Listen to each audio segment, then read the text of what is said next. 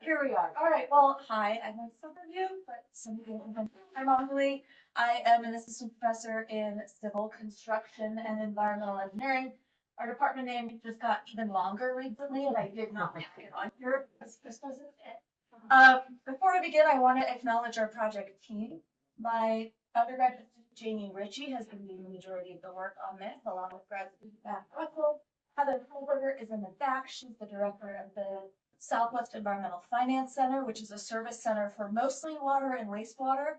So it's almost the analog of the Inspires, but on the EPA side. And then Patrick Hudson is our collaborator from the city of Oliver. So next. Let's start with how many of you in this room are aware of the San Jose Pool Air Quality Monitoring Trailer? A handful. Okay. So about 3 years ago, the city got a grant during the COVID era, and the name escapes me. It's an acronym that starts with C, and it's not CHIPS. I think it's CARES. During the COVID era, there was a lot of money coming through the EPA to do mostly indoor air quality monitoring. But through that, they got a grant to establish a animation. Yes, this trailer here is parked at the San Jose Pool. On this map here, you can see it's directly north of the Mountain View Community Air Quality Monitoring Site at South Valley. The reason that they chose this site, as far as I understand, is that it was a public space, so they could park it there without having any issues about property. This site here monitors 124 volatile organic compounds, or VOCs. And as you can see on the top of this trailer, there's these ports here that are sucking in air internally. And then inside here, they've got different monitors. This here is their GCMS for monitoring all of the VOCs. They measure carbon 2 to 14, or carbon 2 to 6, 12, and then 12 to 14 and onwards. So the name of the instrument is Chromatotech, QMS spectrometer. It does continuous monitoring of gaseous compounds.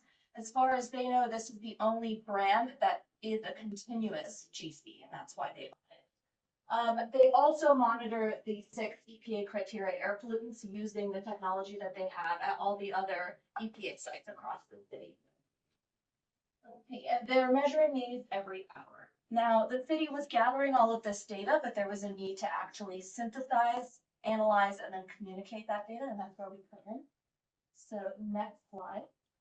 So my presentation is built into data synthesis and goals and progress, and then data visualization and communication.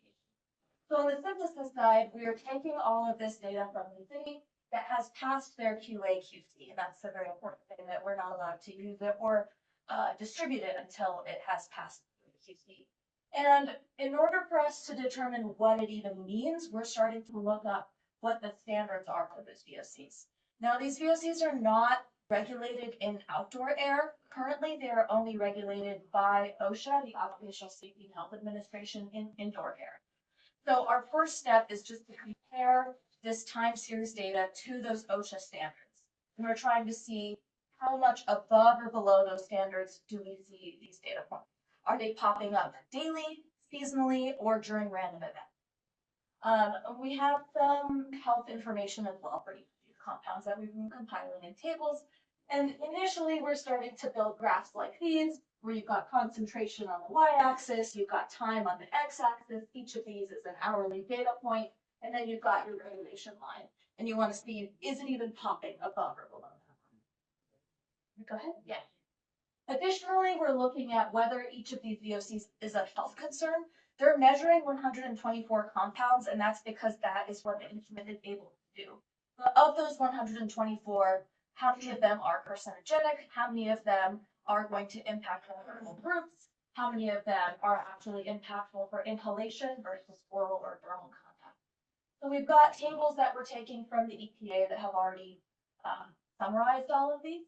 And then the idea going forward is to combine both the health hazard information and the likelihood of exposure information to calculate an overall risk score.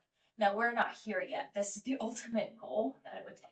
Now, risk is a function of hazard and exposure. So the data side, that's exposure, the hazard is the health side.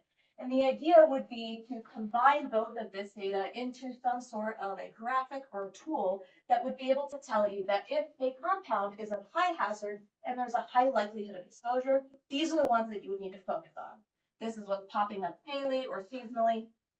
It could be that something is of high hazard, but low likelihood of exposure. That could be something that's seasonal or event-based, and you would have an appropriate targeted strategy there. You could have something that's of lower hazard, but high likelihood of exposure, and those are things that sensitive groups could be vulnerable to because they're always present, but it depends on who it is hazardous to.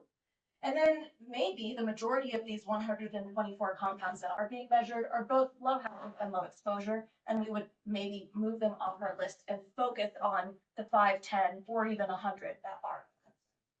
There's different ways that we've thought about how we would go about visualizing this. We've been thinking about what exposure means. Some ways that we've thought about is the percent of time that a data point is above or below a regulatory value, or 50% above or below a regulatory value. We're still trying to figure that out as well. That's fine. All right. I have to talk about money. So our current funding is through the EPA Southwest Environmental Finance Center. Their service center, they had their traditional environmental finance grant.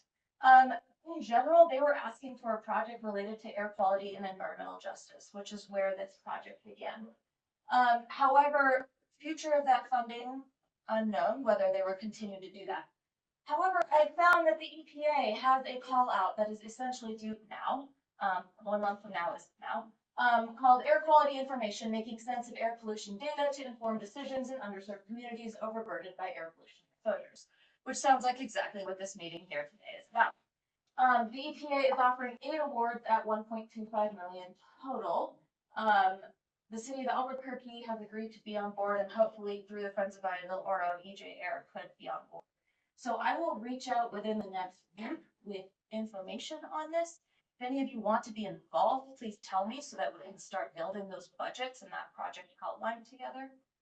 This seems like exactly what this group was here as assembled to do. So I think that this is an opportunity that we should not take. I don't know where your EPA funding comes from, if it's the same or similar program. So we can definitely look to you for advice on how to build this. But yeah, I'm happy to talk about this right afterwards as well to see how we can continue to fund the amazing work there.